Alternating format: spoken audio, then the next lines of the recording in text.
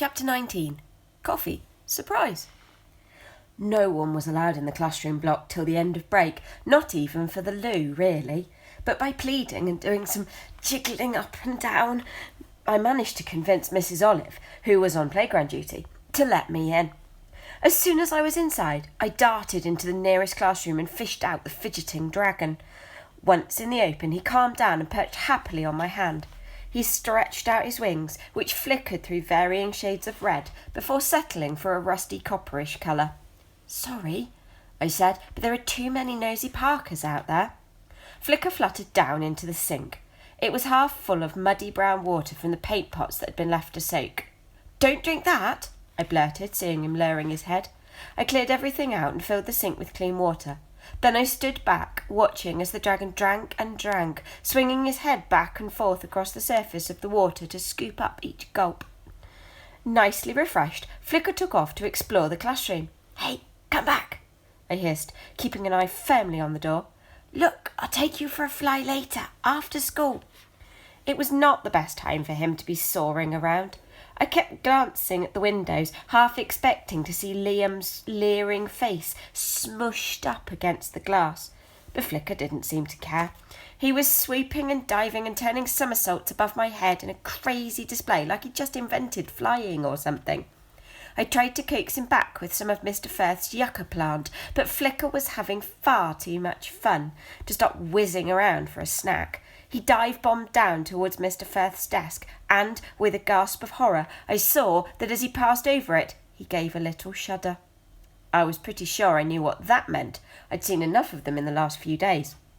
And sure enough, I was right. Flicker had done a poo in mid-air.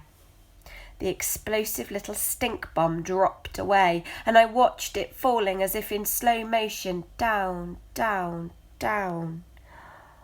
With an even bigger gasp, I saw the slimy mess arc gracefully through the air towards the desk at the front of the classroom, and with a dull plop, the deadly dragon dropped, slap, bang, into Mr. Firth's coffee cup.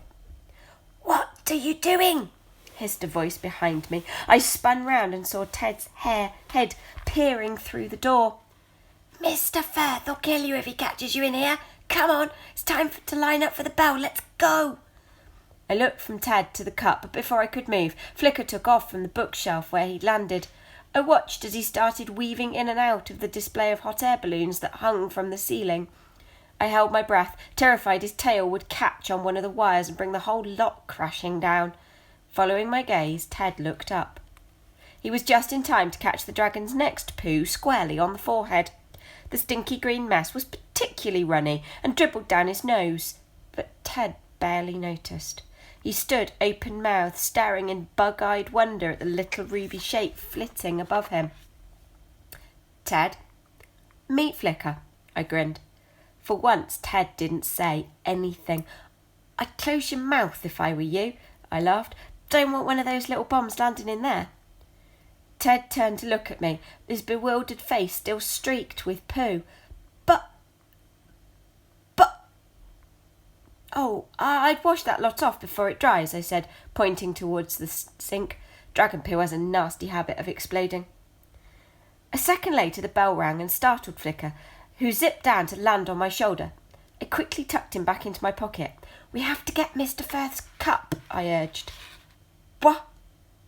spluttered Ted, who was desperately splattering water all over his face. "The coffee cup," I said, my voice now all tight and squeaky with panic. "He did a poo in it." We didn't get the coffee cup, because before either of us could get to it, people started piling in the classroom and the bell rang again for the start of lessons. "What are we going to do?" I whispered as we raced through the doorway. "Hope he doesn't drink cold coffee, I guess."